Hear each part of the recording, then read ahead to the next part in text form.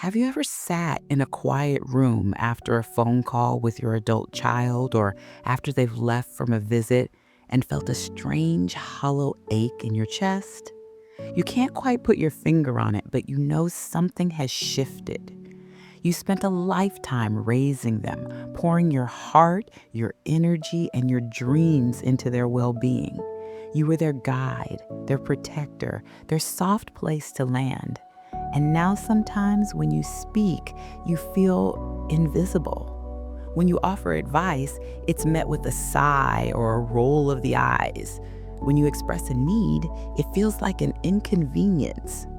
It's a silent, heartbreaking transition that can leave you wondering, when did I stop being seen? When did the dynamic between us change so completely? If that feeling is familiar, if you have ever felt the sting of being overlooked or disrespected by the very people you love most, I want you to take a deep breath and know that you are not alone in this painful experience. Hello, my dear friends, and a very warm welcome back to Elderflowerings.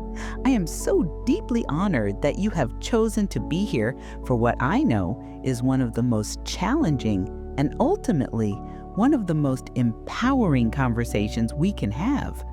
The quiet erosion of respect between an aging parent and their adult children is a painful reality for many, and it often leaves us feeling powerless and deeply hurt. It is so natural to want to react, to remind them of the years of sacrifice, to get angry and demand the respect you've earned, or to withdraw in silent pain. But what if I told you, with all the wisdom I've gathered from listening to countless stories, that demanding respect almost never brings it back? What truly works is something much quieter, much more profound, and infinitely more dignified. That is what we are going to explore together today. There are simple but powerful things you can begin doing, starting right now, that can completely shift how your children see and treat you. This isn't about guilt trips, arguments, or manipulation. This is about reclaiming your own quiet strength, reestablishing calm boundaries, and nurturing a profound sense of self-respect that naturally commands the respect of others. These are not tricks. They are 5 real-life shifts that can restore the dignity, peace, and loving connection you so richly deserve. This journey requires immense courage, and your presence here today is a testament to your own strength. If you believe in fostering healthier, more respectful relationships at every stage of life, please support our Elderflowerings community by taking a moment to like this video and subscribe. Your support is what allows these vital, heartfelt conversations to continue. Now, let's begin with the first and perhaps most common pattern we need to lovingly release. If your adult children don't respect you, stay calm and do these 5 things. Number 1, stop chasing, start valuing. The end of people pleasing. The first powerful shift begins with a gentle but firm internal decision to stop chasing their approval and to start profoundly valuing your own time, your own needs, and your own peace of mind. Have you ever found yourself saying yes when every fiber of your being was screaming no, simply to keep the peace or to avoid disappointing your children? Perhaps you rearranged your entire week to provide last-minute babysitting even when you were feeling exhausted. Or maybe you bit your tongue and stayed silent when they spoke to you in a tone that made your stomach clench just so you wouldn't be labeled as difficult or sensitive. Many loving parents fall into this pattern without even realizing it. We spend a lifetime putting our children's needs first, and it becomes a deeply ingrained habit, a reflex of love. The deeper truth. Here is the difficult but liberating truth that so many elders come to realize. The more you desperately chase someone's approval, the less they tend to respect you. This isn't necessarily because they are ungrateful or unkind people. It is a fundamental aspect of human nature. We are subconsciously drawn to, and we tend to value that which stands strong, that which has its own centered sense of worth, not that which constantly bends and yields to our every whim. When you put yourself second in every single interaction, you are quietly, unintentionally teaching the people around you that your voice, your needs, your time, and your feelings don't matter as much as theirs. And over time, people, including our own beloved children, learn to respond to that message. I remember a wonderful woman named Margaret. She had poured her entire life into her 3 children. As she aged and they had families of their own, she continued this pattern of selfless giving.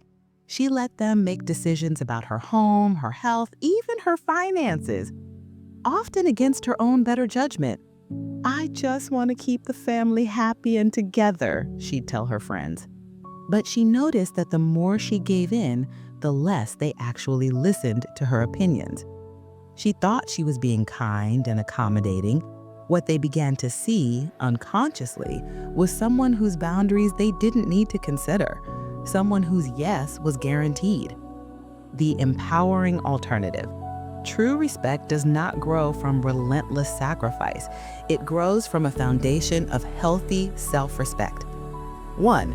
Practice the graceful no. You do not need a long excuse. A simple, calm, "I'm sorry, but that doesn't work for me," or "Thank you for thinking of me, but I won't be able to do that," is a complete sentence. It feels uncomfortable at first, but it is a vital muscle to strengthen. 2. Value your own time and energy. Before saying yes to a request, pause. Ask yourself, do I truly want to do this? Do I have the physical and emotional energy for this?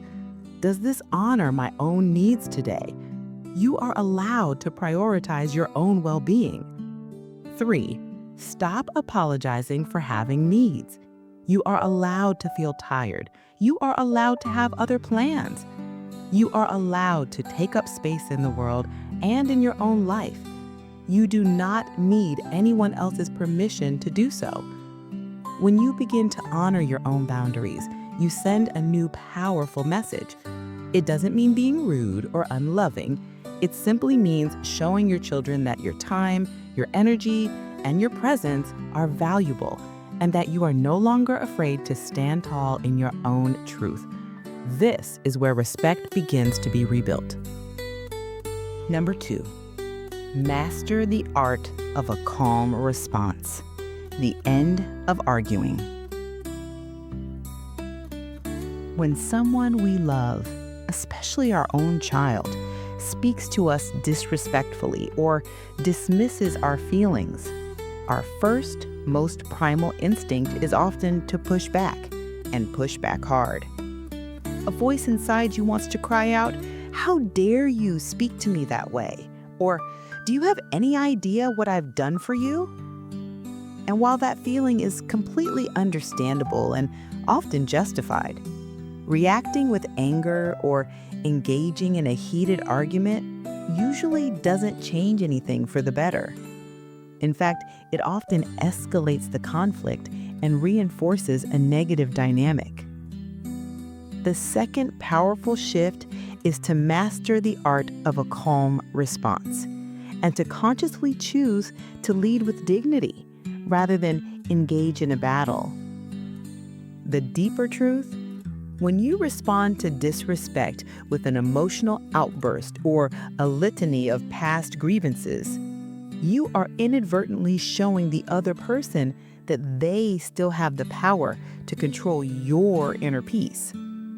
You are meeting their chaotic energy with more chaotic energy. But when you can learn to respond with a calm, measured confidence, it sends a completely different and far more powerful message. It says, "I see your behavior, and I will not allow it to dictate my own. I don't need to raise my voice to be heard. I know who I am. I knew a retired teacher named Frank. For decades, in his classroom, students had respected his calm authority. But at home, his adult children had fallen into a habit of barely listening. They'd talk over him, dismiss his concerns about their lives, and sometimes even mock his more old-fashioned ideas. For years, Frank fought back. Every family dinner seemed to turn into a debate. Every disagreement ended in shouting, hurt feelings, and still, nothing changed. Then, one day, something shifted inside him. Frank decided to stop fighting. He didn't stop sharing his thoughts or his opinions, but he began to do so calmly, once, without the need to win the point or force their agreement. He stopped chasing their respect and started to simply embody it himself. He carried himself like a man who already had it, a man who had nothing left to prove. And over time, a truly amazing thing happened. His children began to notice. They started to listen a little more attentively. They interrupted a little less. Not because he had yelled louder, but precisely because he had stopped playing the old, exhausting game of arguing. The empowering alternative is, you don't have to fight for respect, you have to live it. The power of the pause. When you feel that flash of anger or hurt, take a deep, intentional breath before you respond. This small pause can be the difference between a reaction and a considered response. Use quiet, firm statements. Instead of arguing, state your position calmly. "I see it differently" is a complete, powerful statement. Or, as we'll discuss more with boundaries, "I'm not willing to discuss this when we're both angry. We can talk later when we're both calm." Let your calm be your power. Your quiet dignity can be far more unsettling to a disrespectful dynamic than a loud argument ever could be. Your calm presence demonstrates that your self-worth is not up for debate. You don't need to convince your children to see your value. When you are centered in it yourself, they will begin to feel it in your presence. Number 3, cultivate your own garden of joy, the end of emotional dependency. This third shift is one of the most liberating things an aging parent can do, and it might feel counterintuitive at first. It is the decision to actively and joyfully cultivate your own full life, completely independent of your children's attention or approval. This does not mean you don't love them deeply. Of course you do. But for many, especially mothers who have dedicated their lives to their children, there can be a deep emotional dependency on them for a sense of purpose, appreciation, and even daily happiness. You might find yourself waiting by the phone for their call, your mood for the day hinging on whether they check in, or feeling a quiet sadness and emptiness when they are busy with their own lives. The deeper truth. Here is a powerful secret about human relationships. People, yes, even our own children, are naturally drawn to and have more respect for individuals who are emotionally independent and fulfilled from within.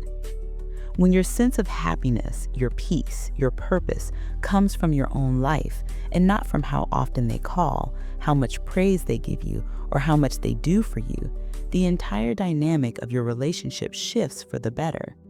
You are no longer seen as someone clinging to them for emotional sustenance, but as someone with a rich and meaningful life of their own, a life they might feel privileged to be a part of. I remember Helen, a beautiful soul who had given everything to raising her children. When they grew up and moved away, she was heartbroken. Her days revolved around waiting for the phone to ring. She would call them frequently, often reminding them of how much she missed them. She didn't understand why they sometimes seemed to pull away. She was only giving them love, so why weren't they returning it in equal measure? Then, one day, after a gentle nudge from a friend, Helen decided to focus on herself. She joined a seniors dance class she'd always been curious about. She reconnected with old friends for weekly lunches. She started reading voraciously again, painting, laughing. She began to fill her own cup. And do you know what happened? Her phone started ringing more. Her children, no longer feeling the subtle pressure of being her sole source of happiness, started calling just to hear about her life. How was dance class, Mom? Did you finish that painting? They missed her, not just her undivided attention, because now she wasn't chasing their presence, she was attracting it simply by living fully. The empowering alternative. 1. Rediscover your passions. What did you love to do before you were mom or dad? Pick up that old hobby, whether it's gardening, playing an instrument, writing, or woodworking. Your passions are part of your soul. 2. Build your social circle. Nurture your friendships. Join a new class, a book club, or a volunteer group. Create a support system and sources of joy that have nothing to do with your children. 3. Prioritize your own joy. Give yourself permission to do things just for you. Take that day trip, buy the good coffee, spend an afternoon in a museum. When you radiate your own happiness, it becomes a magnet for others. Your worth does not come from how much attention they give you. It comes from within you. And the more you tend to that inner light, the more others will naturally, respectfully, and consistently be drawn to its warmth. This shift towards cultivating one's own joy is so beautiful. If you're watching, what is one small thing you could do this week, just for yourself, to fill your own cup?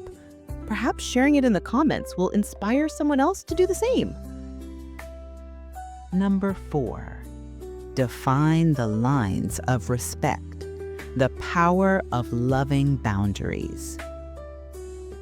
When you begin to value yourself, respond calmly, and cultivate your own joy, you may notice something powerful beginning to shift.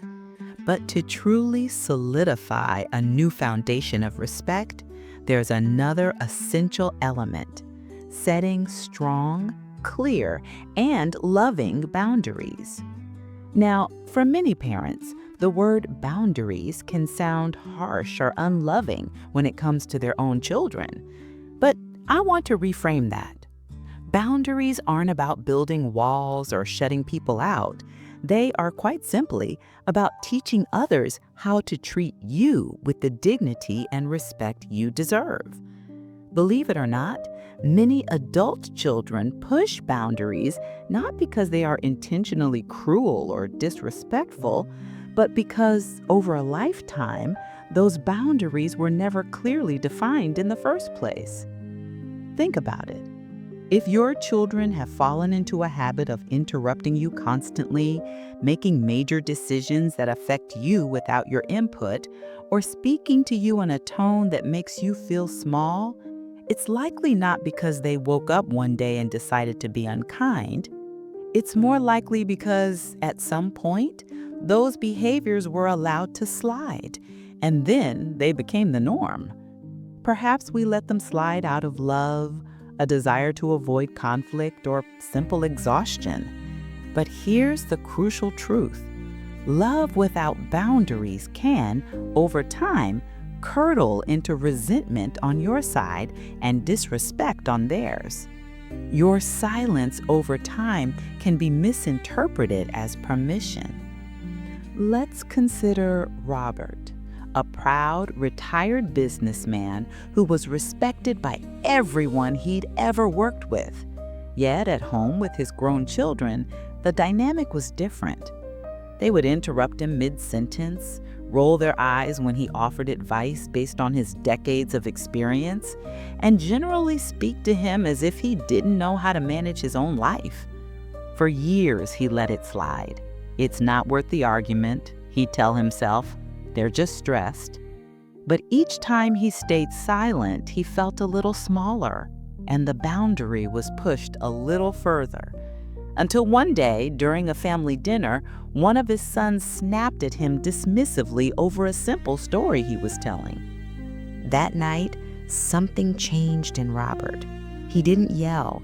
He didn't bring up the past. He simply waited.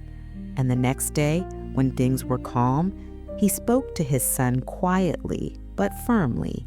He said, "You don't have to agree with my opinions, and that's perfectly fine. But I do expect to be spoken to with respect in my own home. If a conversation becomes disrespectful, I will simply excuse myself from it." There was no threat, no anger, just a clear, calm statement of a new standard. At first, his son was taken aback, but something powerful had happened.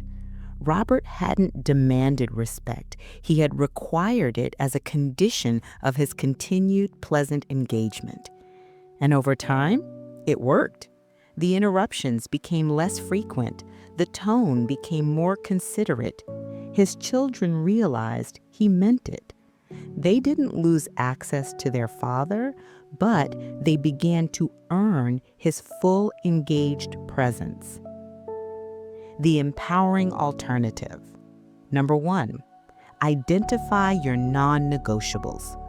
What specific behaviors are no longer acceptable to you? Is it a certain tone of voice, being interrupted, having decisions made for you? Get clear on what your lines are. State your boundary calmly and simply. You don't need a long lecture. Use a simple I statement. I feel disrespected when I am interrupted. Please allow me to finish my thought. Or, I'm no longer willing to discuss my finances in a group setting. We can talk about it privately. State the consequence gently. A boundary without a consequence is just a suggestion. The consequence isn't a punishment, it's you taking care of yourself, as Robert did. If the conversation becomes disrespectful, I will excuse myself from it. There was no threat, no anger, just a clear, calm statement of a new standard. At first, his son was taken aback, but something powerful had happened.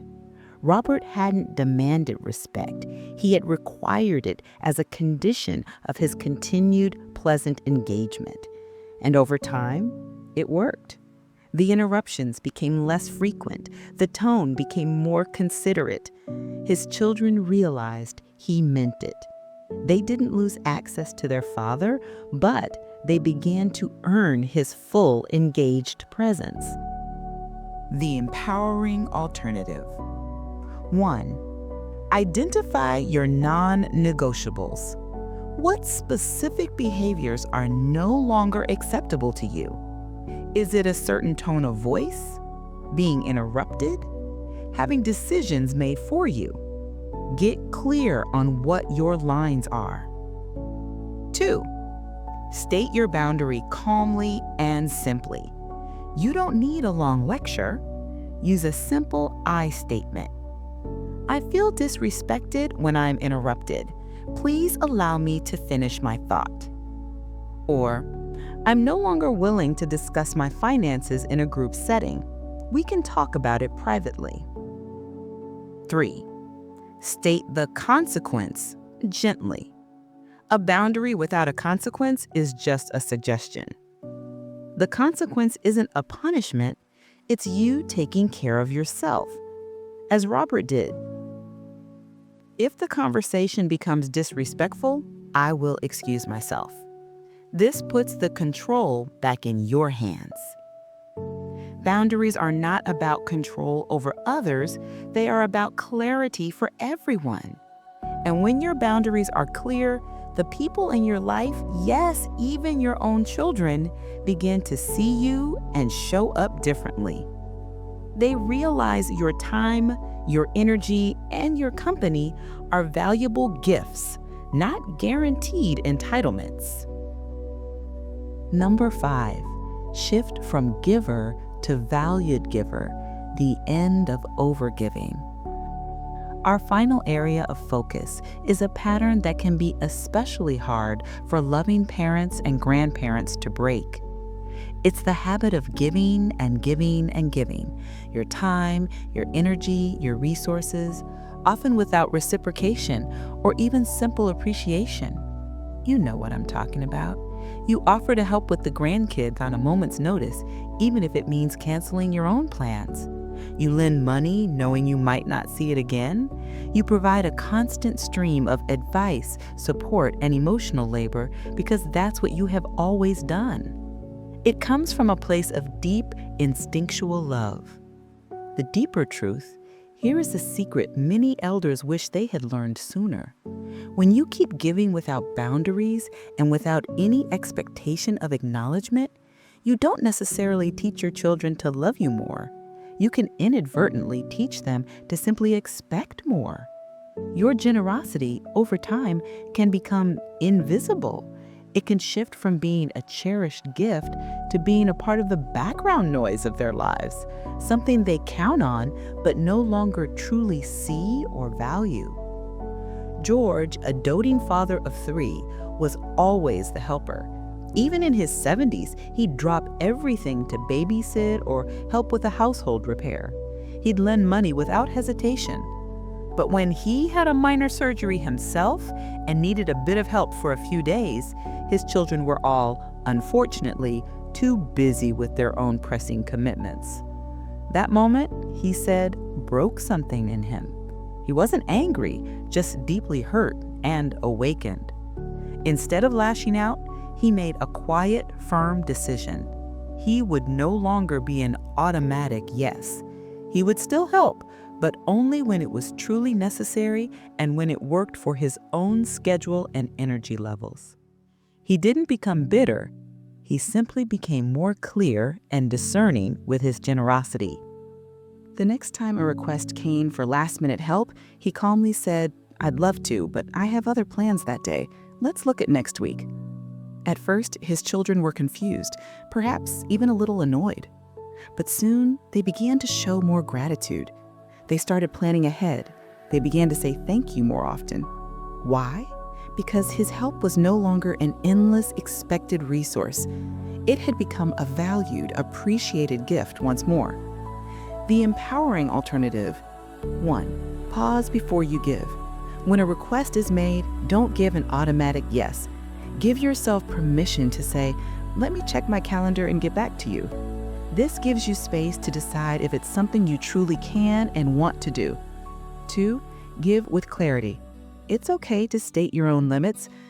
"I'd be happy to help with the kids on Tuesday, but I'll need to leave by 3 p.m. for my own appointment." 3. Allow others to feel the weight of your absence. This isn't about being punitive. It's about allowing your children, now adults, to feel the natural consequences of their own planning, or lack thereof. When they realize they can't always count on you to drop everything, they learn to be more self-sufficient and to value your help when it is offered. You do not need to stop being a kind and generous person, but kindness without boundaries can become a disservice, both to you and to them. Final thoughts: the dignity of self-respect. As we bring our heartfelt conversation to a close today, I want you to hold this core truth in your heart. Respect is not something we can force or demand from others, especially our own grown children. It is something we quietly, powerfully inspire by the way we choose to live our own lives.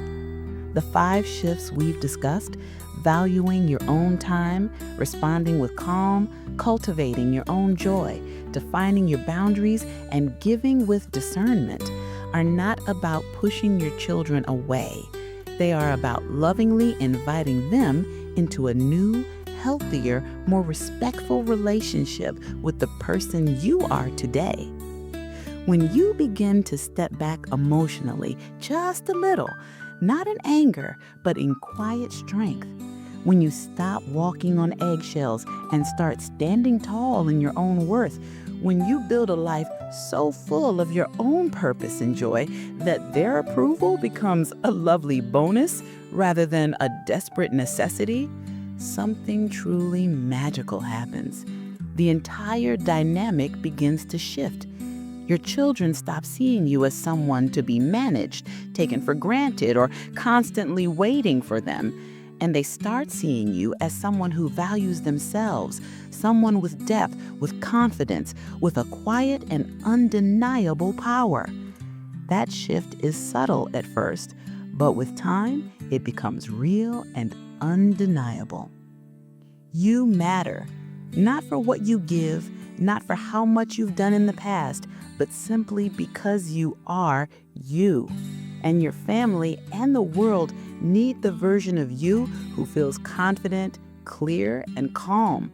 The version who doesn't shrink to keep the peace, but who stands in their truth with immense love. That version changes everything. So I'd like you to gently ask yourself today, in what small area of my life am I still giving my power away? Is it in always saying yes? Is it in staying silent when I should speak? Is it in waiting for their call to feel happy? Wherever that is, start there. Make one small, courageous change. And please, don't think you have to be perfect. What matters is that you begin, that you start honoring your voice, your time, and your inherent worth, because that is where true, lasting respect is born. If this message resonated with you, if you've ever sat with that quiet ache of feeling overlooked, I want to say from my heart, you deserve better. You deserve peace, and you have the power to cultivate it. If you're still watching, I want to thank you for your presence and your courage to look inward. I would be so honored to hear from you. Have you tried setting a boundary or stepping back emotionally? What helped you the most? Your story might be exactly what someone else in our community needs to hear today. Please leave a comment below. If you found this video helpful or healing in any way, please give it a thumbs up. It truly helps others find this kind of supportive content. And if you haven't yet, subscribe to Elderflowerings and hit that little bell so you'll always know when we post more videos to support you, uplift you, and walk alongside you on this remarkable journey. You are never too old to reclaim your voice, never too late to rebuild respect, and never too far from the love and peace you truly deserve. Thank you for spending this time with me. You are worthy, you are strong, and you are not alone. Until next time, remember, living with dignity is the most powerful message you'll ever send.